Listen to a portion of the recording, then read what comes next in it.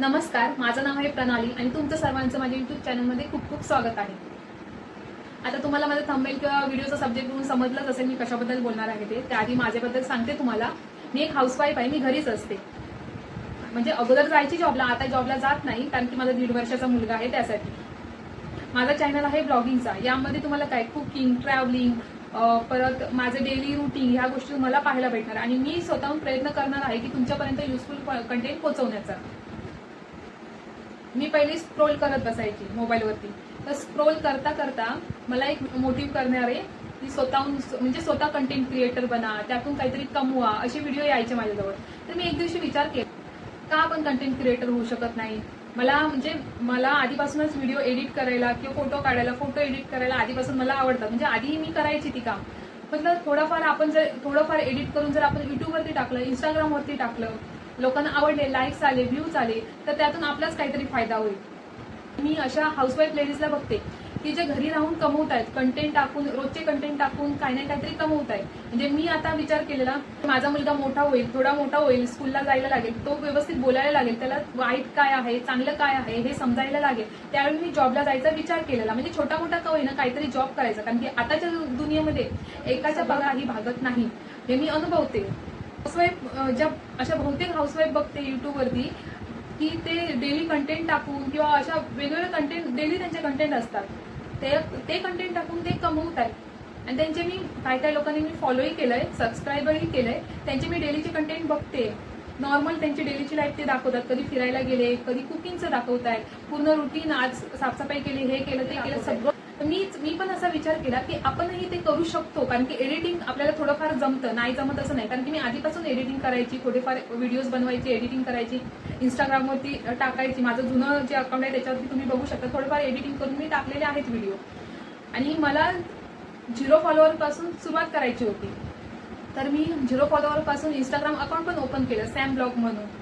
तिथे पण हळूहळू माझी ग्रोथ होते, तिथे थोडीफार ग्रोथ होते ही बघून मी युट्यूब चॅनल पण सुरू केले. म्हटलं युट्यूब चॅनलवरती पण आपली हळूहळू ग्रोथ होईल.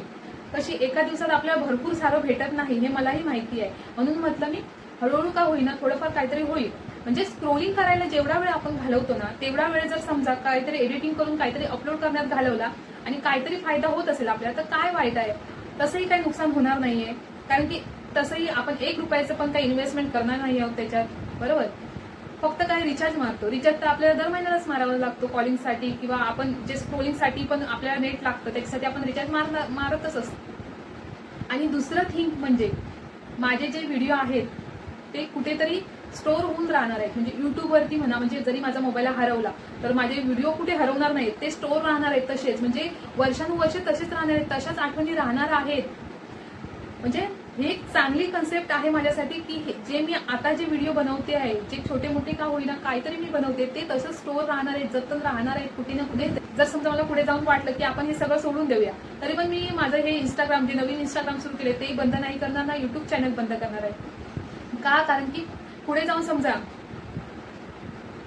मला काहीतरी जुन्या आठवणी शोधायच्या असतील, कधीतरी आपल्याला होतं ना की जुन्या आठवणी आपण बघूया, त्यावेळी उद्या जाऊन माझा मुलगा मोठा होणार आहे. पण जे लहानपणीचे जे क्षण आहेत ते मी मोबाईलमध्ये स्टोअर करून ठेवू शकते, पण उद्या मोबाईल खराब झाला किंवा काही प्रॉब्लेममुळे आपण ड्राईव्हमध्ये सेव्ह करून नाही राहत. ह्या गोष्टी कधी नाही होत, कधी सेव्ह. ह्या गोष्टी एखाद्या म्हणजे युट्यूब चॅनलवरती सेव्ह राहतील. म्हणजे जेणेकरून मी समजा 10 वर्षांनी 15 वर्षांनी जरी ओपन केलं तरी माझ्या मुलग्याचं, म्हणजे माझ्यासोबत ज्या मुलाचे जे मी क्षण घालवले ते मी पाहू शकते.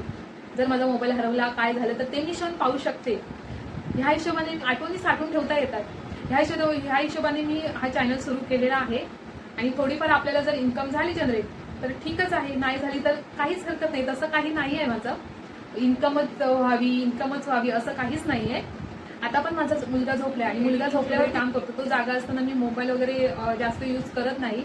आणि एडिटिंगचं वगैरे तर काम मी बिलकुल करत नाही. तो असतो तेव्हा, तो झोपल्यावरतीच मी एडिटिंगचं काम करते, अपलोडिंगचं काम करते.